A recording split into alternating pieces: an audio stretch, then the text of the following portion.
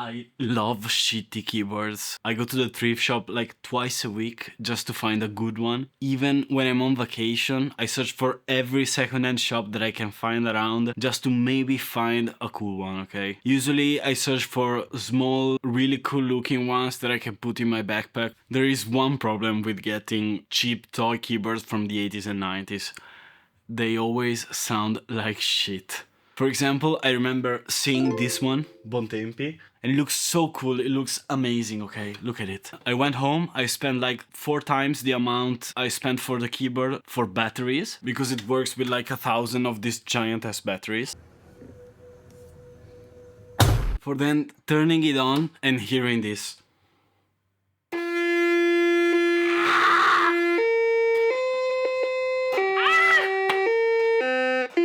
What the fuck is this?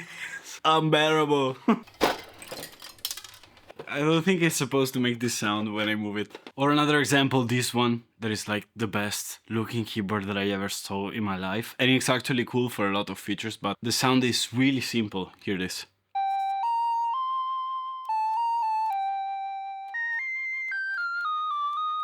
It sounds really basic, but why? Because in the past, to get a sound from this kind of cheap keyboards, you needed it to synthesize the sound, to actually make it from scratch, with an analog circuit in the case of analog synthesizer, or with a digital synthesizer chip in the case of a digital synthesizer. Don't get me wrong, analog and digital synthesizers can sound amazing obviously, but it was probably really hard to cram a decent sounding synth inside of a really small and cheap keyboard, usually powered by batteries. This is the drum sound that this synth does.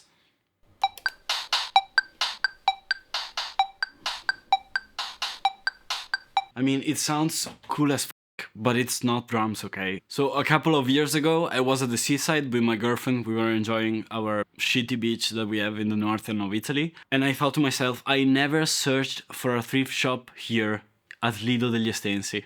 And I actually searched for one and I found one of the biggest I was ever in. It's so huge that it has a Bentley limousine inside, okay? I found a lot of interesting things, but I found a really nice looking keyboard. A really nice looking keyboard. And it was this one. It looks so cool, so minimal, so nice. I had to get it. So I put it in my backpack, I go home, I pass the next hour cleaning battery acid from inside it, because obviously the previous owner left the batteries inside. Never do that, please. I turn it on and... What? What? Are you freaking joking? And then I understood. I actually check out the keyboard and I see this AWM. Advanced Wave Memory. It means that this keyboard has the power of samples. Okay, enough. But Emma, you might ask, what is a sample? It's simple. Sorry. This means that instead of creating a sound from scratch, like a synthesizer does, this plays a recording of a real instrument and then loops it and pitches it up and down to simulate a real instrument. Actually, a really compressed and low bit quality real instrument. But I love that crunchy sound. This technology, AWM, was introduced by Yamaha in 1986 and was featured on a lot of professional synthesizer. But this keyboard was the first toy level one where they put the technology inside, because before that they used to have normal FM cheap synths. It was also the first toy keyboard from the Portasound series that didn't look like absolute shit. For reference, these are the other keyboards that Yamaha used to do before this. What I find actually amazing as a Gen Z person is that they succeeded in putting 39 different samples inside a keyboard this small that works with batteries, 1,000 of them, but still batteries, and in less than 500 kilobytes of space. For reference, an MP3 song is like 4,000 kilobytes. A music CD is like 700,000 of those. The latest Call of Duty is 150 million kilobytes, okay? Just for reference. But let's now give a closer look to the thing. So here we are, this is a Yamaha Portasound PSS-11, introduced in 1992. It looks cool, has all the buttons you expect from a calculator, and a big knob that it's almost useless but is really nice to fidget with.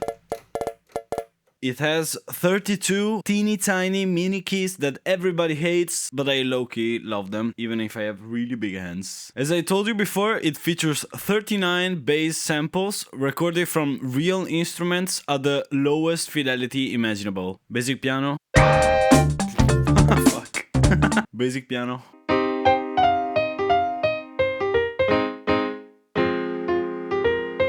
Electric piano. The strings are actually amazing.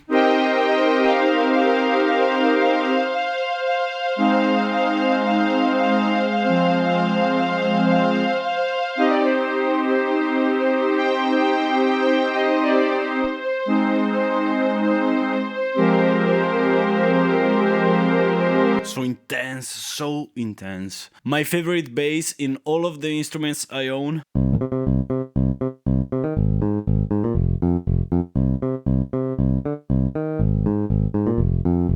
Orchestra hit.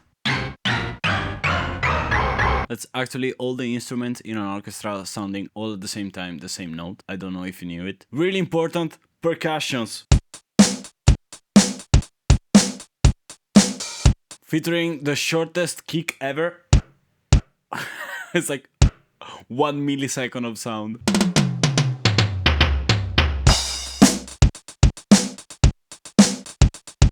I'm amazed that Roland didn't sue them because they have some pretty good 808 sound. But you're probably thinking, but Emma, in the sound list you can clearly see that there are 99 percussion, not just 39. And you will be only partially wrong. All these extra presets are actually a mixed version of the other 39. So you have dual voice, that are two sounds layered on top of each other.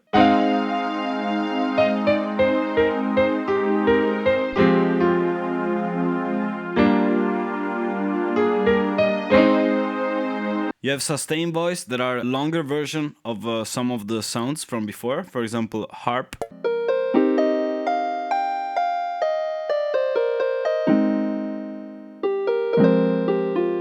The least useful of them all, harmony sound. This one plays a random full chord. How the f can you play it? Actually, kind of fun. Then you have echo voices, as the name implies, they play an echoed version of the sound.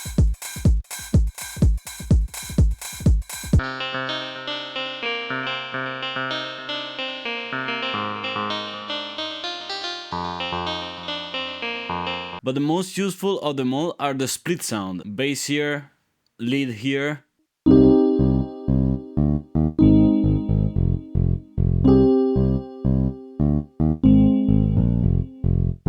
As you can see, every time I change a preset, the keyboard makes sure to make at least a little bit of sound so I can trash my recording. Every fucking time I press a button. Thank you, Yamaha. So to the rhythms, we have 23 rhythms. Some of them are really cool. I use them in many songs. Eurobeat is my favorite.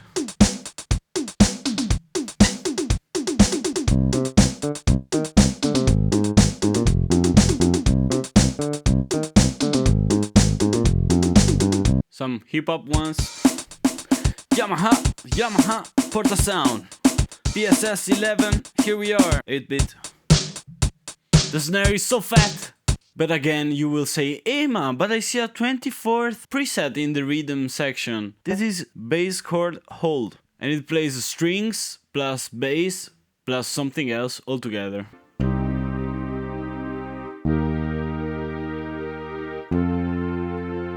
What I hate about this is that he uses easy chords. A really stupid invention that they put in all of these kind of toy keyboards. They must have thought like chords are hard to play because you need to use 3 fingers. So let's just make an entire new way to play chords. If you use just 1 finger, it's a major. If you use 2, it's a minor. No, it's a 7 now. What is the logic of it? It makes it unplayable for someone who can actually play a chord. I should stop getting angry about a 30 years old toy keyboard. There are also some original songs, but I don't care about them.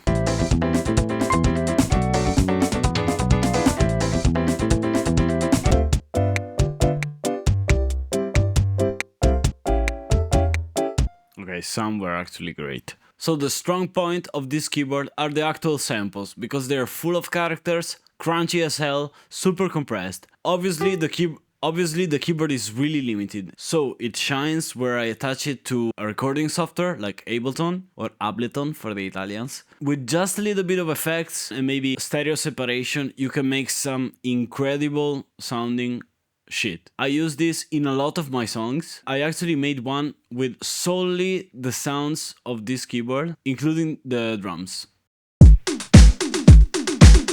What's going to happen first? Coastal cities will get flooded.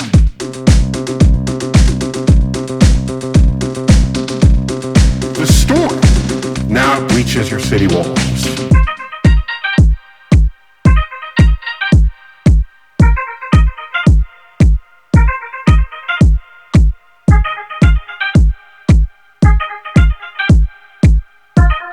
The storm now breaches your city walls.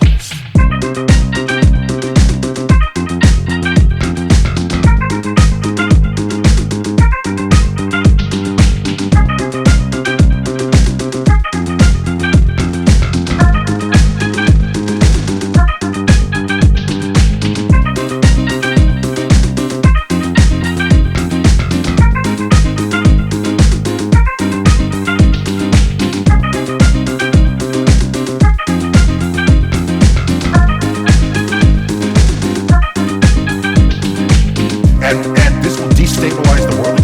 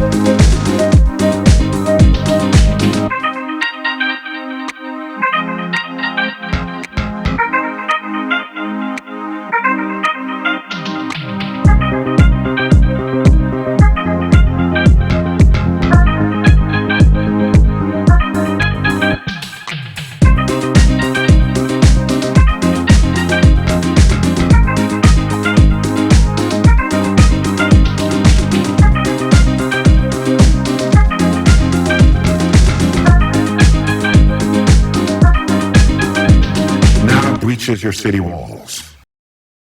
So thank you for staying for the whole video. If you enjoyed it, consider putting a like and maybe subscribing to my channel. I have another video, here probably, about one of the coolest synths that I own that features a gaming sound card inside. It's really interesting, I suggest you watch it. And see you in the next video. Now the demo from the keyboard.